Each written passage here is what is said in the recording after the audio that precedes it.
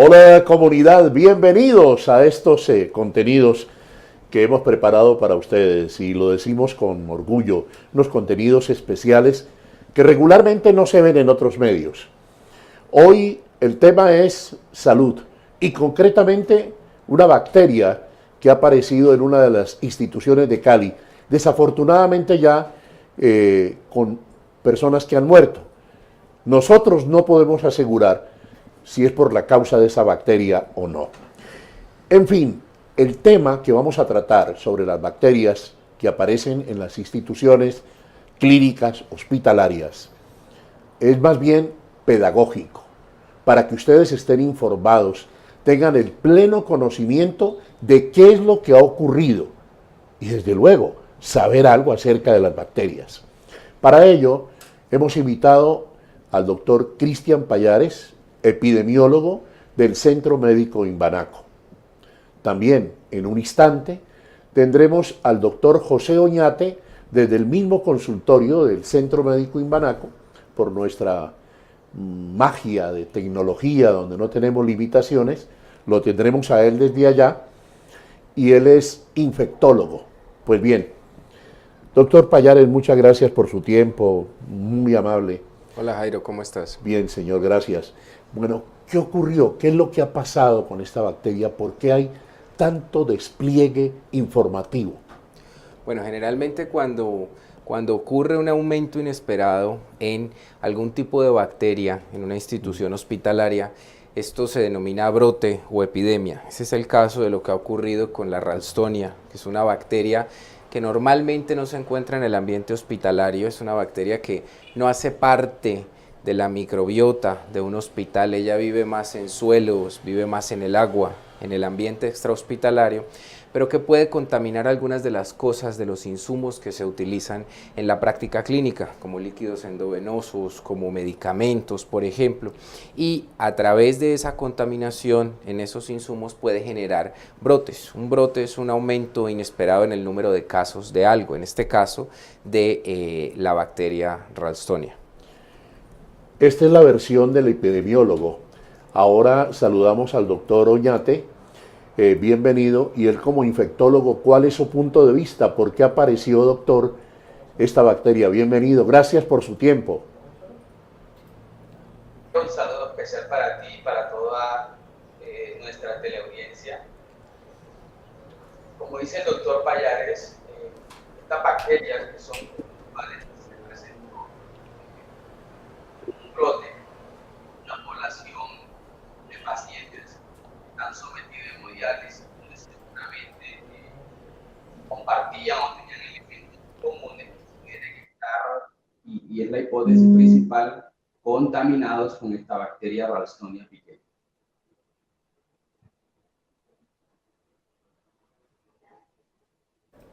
Bueno, vamos a mejorar el sonido con el doctor José Oñate para nosotros poder escuchar aquí. Doctor Payares, cuando hablamos de una epidemia, pues hay un desconocimiento, obviamente. Uno cree que una epidemia es sensible al contagio de todo el mundo y que estamos ante una calamidad de salud pública. ¿Esto es así? ¿Hasta qué punto es verdad? Bueno, Jairo, esa es una pregunta muy importante y en realidad en estos brotes o en estas epidemias pueden existir diferentes tipos, digámoslo así. Existen algunas en las cuales la transmisión se produce muy rápido entre las personas. Eso quiere decir que la transmisión persona a persona se puede generar rápidamente y puede generar una pandemia. Recuerdan el caso hace algunos años de la influenza, por ejemplo. Ya la influenza se transmite a través de gotas, cuando la gente estornuda o tose encima de las otras personas. Pero existen otros brotes que no se transmiten de esta forma. Entonces, podemos hablar de que hay varios tipos de brotes. Los más comunes son aquellos que se generan por transmisión cruzada, es decir, entre las personas por el contacto, por tocarse, por usar algunos elementos, unas personas y después otras personas sin usar previa limpieza, desinfección, y otros brotes se producen por una fuente común. Eso quiere decir hay una fuente común que está contaminada y esa fuente común contaminada se encarga de infectar el resto de los pacientes. El caso del brote que tenemos actualmente por Ralstonia, la hipótesis más probable es que sea una fuente común. Quiere decir algo que se está utilizando con todos los pacientes, que puede ser un insumo como un medicamento o algunos de los insumos usados para la hemodiálisis. Recordemos que son pacientes que tienen enfermedad renal y son sometidos a diálisis, y a través de ese insumo contaminado, pues los otros pacientes se infectan. Quiere decir que dependiendo del tipo de brote, va a ser el nivel de precaución que debe tener la comunidad. En el caso del brote por Ralstonia en la ciudad de Cali, este brote está muy circunscrito a una institución hospitalaria o una o dos instituciones hospitalarias, pero la Ralstonia, si bien es una bacteria que potencialmente puede generarle la muerte a un paciente, no es una bacteria que sea muy virulenta. Virulencia es esa capacidad de infectar rápidamente a otras personas. Quiere decir esto que no estamos hablando de bacterias popularmente conocidas en el ambiente hospitalario como una Cinetobacter baumannii, por ejemplo, o una Klebsiella o un Staphylococcus aureus, que pueden generar infecciones a gran escala. Este brote va a estar muy circunscrito a una institución hospitalaria y a un tipo de pacientes, como son los pacientes con hemodiálisis. Quiere decir esto que no se va a generar una pandemia, como fue el caso de la influenza, que se va a regar pues por toda la ciudad y va a infectar a todas las personas, incluyendo personas fuera del hospital. Nuestro invitado, el doctor Cristian Pallares, epidemiólogo del Centro Médico Imanaco, hoy con nosotros, dando claridad, y sobre todo lo que estamos haciendo es un hincapié en la educación, para que ustedes sepan qué es lo que realmente está ocurriendo.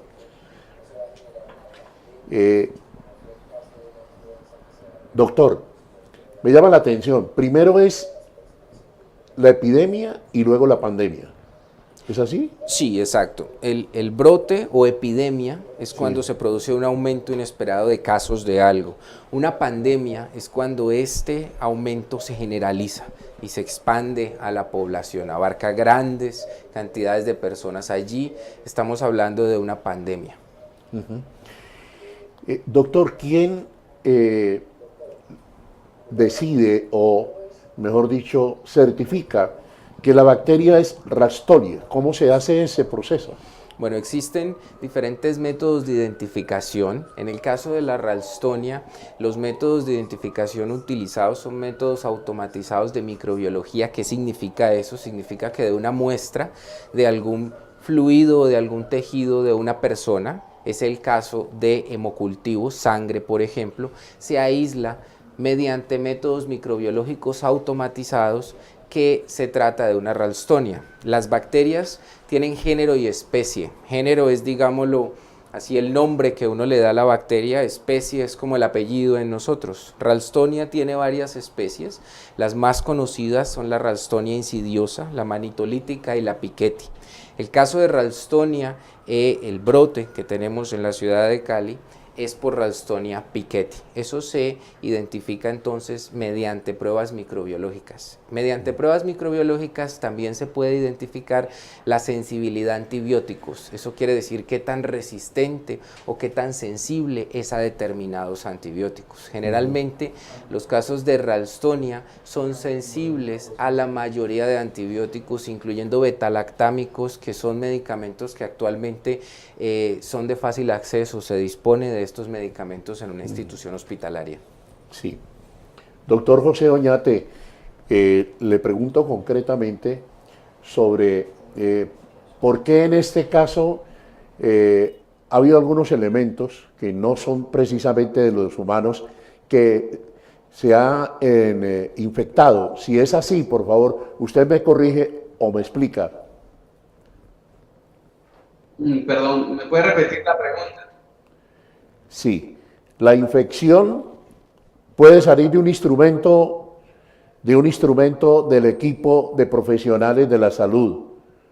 ¿Es cierto? ¿En este caso es así? Bueno, la Ralstonia Piketty tiene unas particularidades importantes. Es una bacteria cuyo tamaño es muy pequeño, y al ser muy pequeña, ella puede pasar por los filtros que se utilizan en desinfección y en esterilización.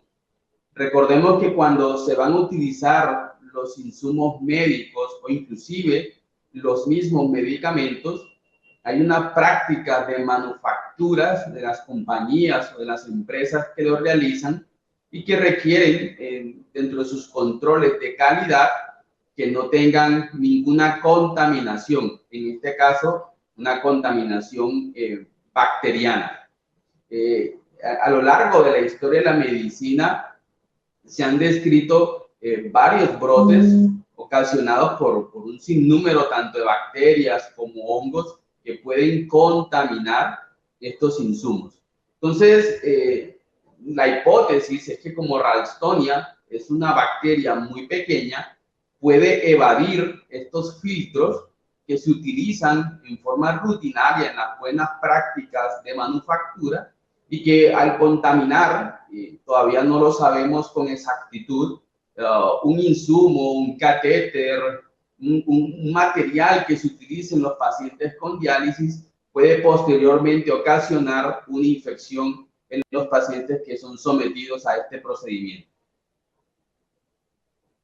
Estamos con los doctores Cristian Payares, aquí en nuestro estudio, nuestro centro de medios, Jairo Aristizábal, y en el Centro Médico Imbanaco, el doctor José Oñate.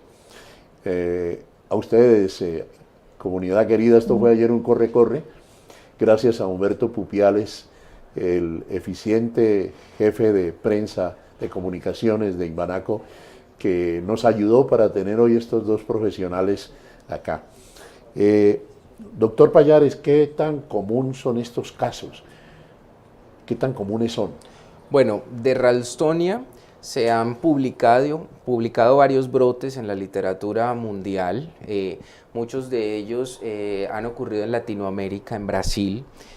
No es una bacteria que comúnmente genere brotes, pero hay algo muy importante que el doctor Oñate lo mencionó, y es que por la bacteria ser una bacteria tan pequeña y poder atravesar estos filtros que se usan para la esterilización de insumos, sí es una bacteria que está muy asociada a brotes de este tipo de fuente común. En nuestro país, en Colombia, en los últimos 2 años hemos tenido conocimiento de 2 brotes por Ralstonia en medicamentos utilizados en pacientes. Uno en un antimicótico y otro en un medicamento usado normalmente en la práctica clínica, fluconazol y omeprazol. O sea, es importante tener en cuenta que la hipótesis más fuerte, como estoy de acuerdo con el doctor Oñate, lo menciona, es una fuente común, producto de alguna alteración en las prácticas de manufactura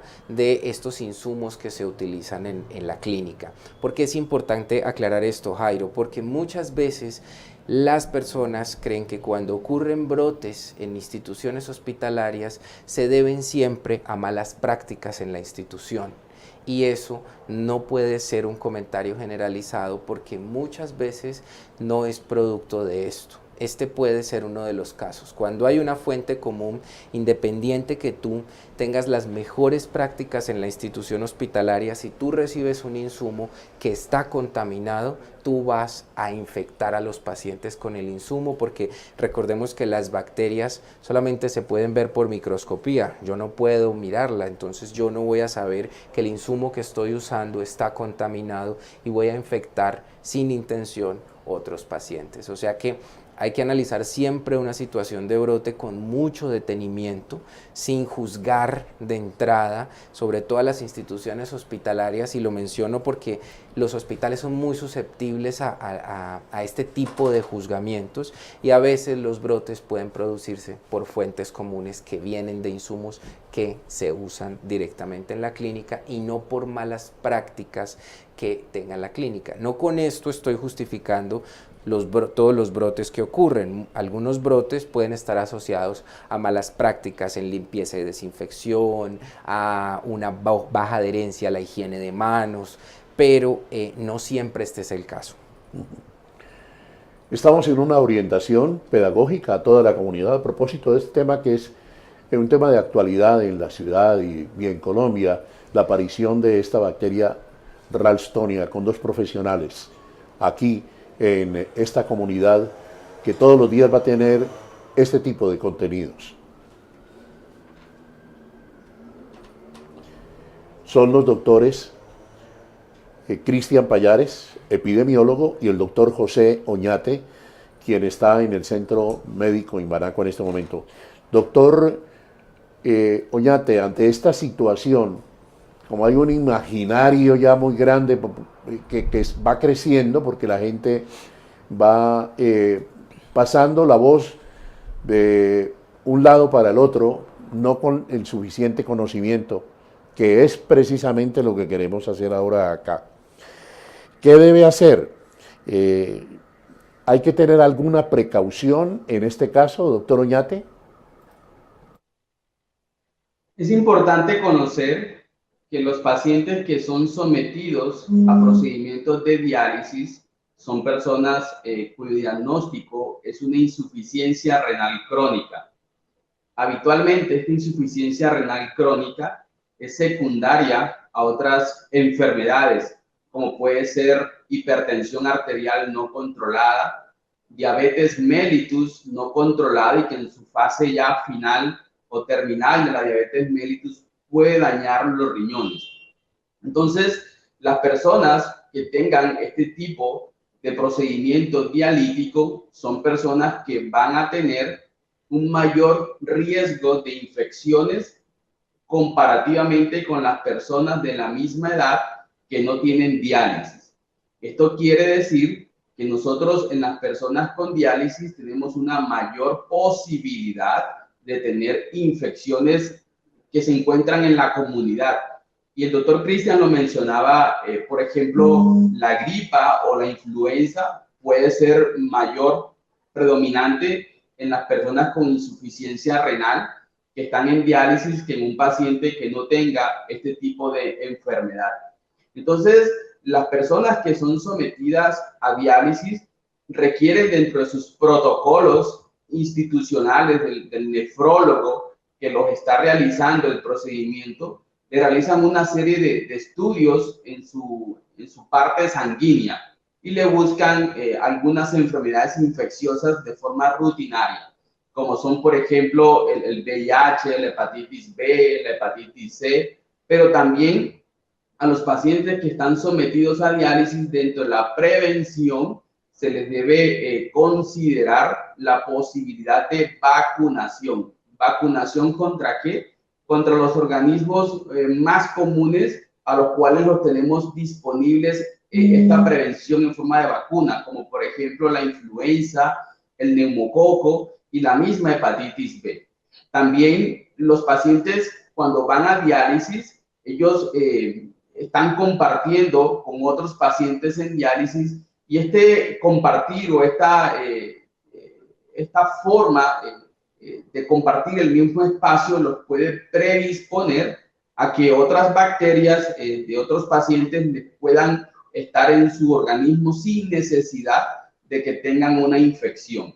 Eso en medicina se conoce como colonización. Entonces, las personas que están en diálisis en cada uno de los programas se les debe determinar una medida de recomendaciones muy generales y muy particulares, como son, por ejemplo, las vacunas, la higiene de manos, el uso de agua y jabón en las manos, el uso del alcohol glicerinado y la fricción de las manos con el alcohol glicerinado, para que mis pacientes, cuando están en diálisis, tengan un menor riesgo y una menor posibilidad de tener estas bacterias que se encuentran en el ambiente hospitalario de la diálisis.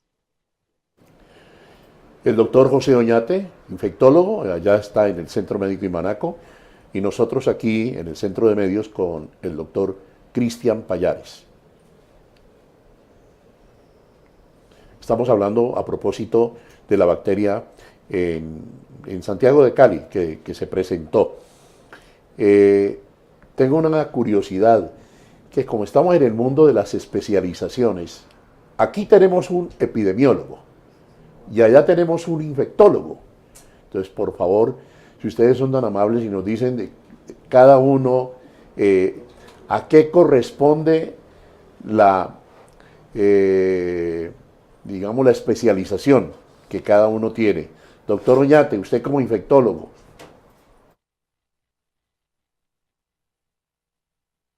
Nosotros somos especialistas en el manejo de todas las infecciones que acontecen tanto en los adultos como en los niños. Los niños tienen su especialidad, que es la infectología pediátrica. Y cuando hablamos de todas las infecciones, son todos los virus, bacterias, hongos, parásitos y algunas, por ejemplo, especiales como las que causan la tuberculosis. Somos especialistas y somos las personas, cuando los pacientes tienen algún tipo de infección o algún tipo de estado febril, somos los expertos en el manejo de estas patologías o de estas enfermedades. Trabajamos muy de la mano con otras especialidades médicas, como por ejemplo los internistas, los cirujanos, las personas que trabajan en el cuidado intensivo, y por supuesto con el doctor Payares en su especialidad como epidemiología, hacemos un grupo para el control de las infecciones en el ambiente hospitalario.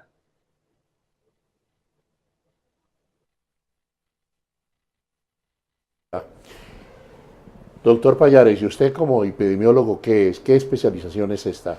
Bueno, Jairo, epidemiología es una especialización que tiene varios enfoques, digámoslo así. Se centra en la investigación de fenómenos que pueden o no pueden estar asociados a la salud. Esto es importante mencionarlo porque epidemiología también puede ser una especialización que otro tipo de profesionales que no sean médicos pueden hacerla. En el campo de la medicina, la epidemiología tiene varias ramas. Se puede enfocar en la investigación de enfermedades no transmisibles, como por ejemplo la hipertensión, como por ejemplo el cáncer, otro tipo de patologías que no sean transmisibles, o las enfermedades infecciosas. En realidad, muchos de los orígenes de la epidemiología se remontan a las enfermedades infecciosas y el énfasis que yo tengo, por ejemplo, son enfermedades infecciosas. Allí la epidemiología trata de explicar todos los posibles fenómenos asociados a las enfermedades infecciosas, y en el ambiente hospitalario se encarga de ejercer esa prevención y control para evitar la diseminación de infecciones y el incremento inesperado de infecciones en una institución hospitalaria. Vamos a despedir al doctor José Oñate porque sabemos que ahora mismo tiene pacientes allí en el consultorio y no queremos entorpecer esa labor. Doctor Oñate, muchísimas gracias. Ha sido usted muy amable. Gracias a ti, Jairo, por esta invitación, y siempre a tus órdenes cuando este tipo de temas de interés público, de interés para la comunidad, se necesite una visión y los puntos de vista de nosotros como Asociación Colombiana de Infectología, para que todas las personas del Valle del Cauca y de Cali tengan una información científica, certera y disponible a la mano. Un instante, le quiero preguntar dos cosas que me parecen supremamente importantes. Usted es el presidente de la Asociación de Infectología del Suroccidente Colombiano. Sí, señor. Ya. Bueno, lo segundo, a propósito de lo que estamos hablando, doctor, tenemos que reconocer que el Centro Médico Inmanaco ha estado manejando unos simposios a cargo del doctor Astolfo Franco desde hace varios años. Es decir, hay una preocupación por la seguridad al paciente que encaja perfectamente en lo que estamos hablando. Esa seguridad al paciente, en estos casos, ¿cómo opera, doctor Oñate? Las personas cuando ingresan a un centro hospitalario se les debe realizar, está bien que los pacientes ingresan por determinados síntomas que los lleva a consultar. Sin embargo, a las personas se les debe identificar y se les hace un mapeo de cuáles son esos riesgos específicos que tiene cada uno de nuestros pacientes, porque el riesgo no es el mismo para todos los pacientes. Me explico. Una persona a la cual se le va a realizar una cirugía muy compleja, tiene un mayor riesgo, por ejemplo, si es diabético, si tiene una edad mayor o si toma algún tipo de medicinas, versus una persona que se hospitaliza en el caso de una descompensación, por ejemplo, una hipertensión arterial. Entonces, cada paciente tendrá un riesgo mayor de tener complicaciones y no solamente son infecciosas. Cuando hablamos de seguridad del paciente, queremos que nuestro paciente cuando salga de nuestra clínica y de nuestra atención médica se vaya muchísimo mejor a casa y que vaya en un proceso de recuperación. Entonces, la seguridad del paciente involucra, por ejemplo, el control de sus síntomas con los cuales el paciente ingresa. Se trabaja muchísimo en prevención de infecciones, como lo mencionaba el doctor Pallares, en la higiene de manos, en el lavado de las manos, en vigilar la rotación de los insumos médicos, en establecer un adecuado proceso de desinfección y esterilización, mantener un ambiente sano hospitalario en la cama del paciente, en la habitación del paciente, en los pasillos, en los corredores, en la sala de radiografía donde nuestro paciente va a circular, que el personal de salud que lo vamos a atender, desde el médico, la enfermera, la psicóloga, la terapista, todos sepamos todas estas medidas de protección del entorno de nuestros pacientes. Trabajamos mucho en vacunación en el personal de salud. Estamos recomendando también la vacunación a nuestros pacientes.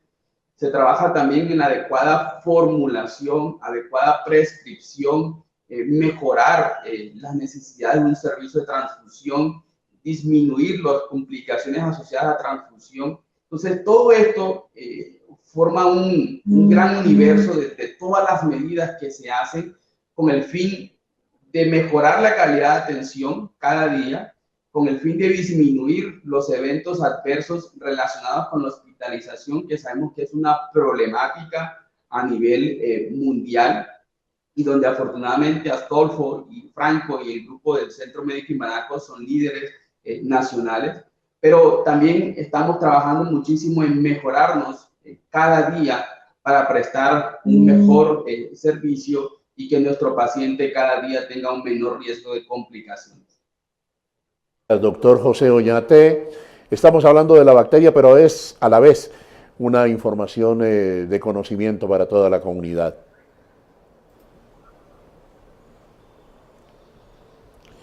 Doctor Pallares, bueno, en nombre de la comunidad le agradezco a José Luis Giraldo Escobar, que lo veo por acá, y a toda la comunidad que pueda interactuar con nosotros todos los días en estos contenidos que siempre serán educativos, serán sociales, serán de salud, serán cívicos, serán culturales, serán artísticos, serán de actualidad, serán políticos, pero tratados de otra manera, de otra manera. Es decir, aquí nos interesa la verdad, primero que todo. Doctor Pallares, en esta situación presentada en Santiago de Cali, ¿por qué hay tanta desinformación? ¿Qué es lo que ocurre? Que una cosa dice la Secretaría de Salud departamental, otra cosa dice la Secretaría de Salud municipal, otra cosa dicen los medios, en fin. ¿Cómo hace uno para saber cuál es la verdad? Bueno, Jairo, yo pienso que es muy importante, primero, basarse en los comunicados de los entes de control, en este caso de las secretarías de salud.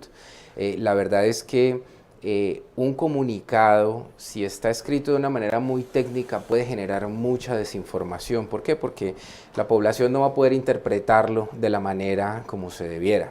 Pienso yo que este ha sido uno de los problemas con este brote en particular, y es que quizá el llamado es a que primero, no tratar de interpretar un documento técnico, porque se van a dar distintas interpretaciones dependiendo de la manera como está escrito.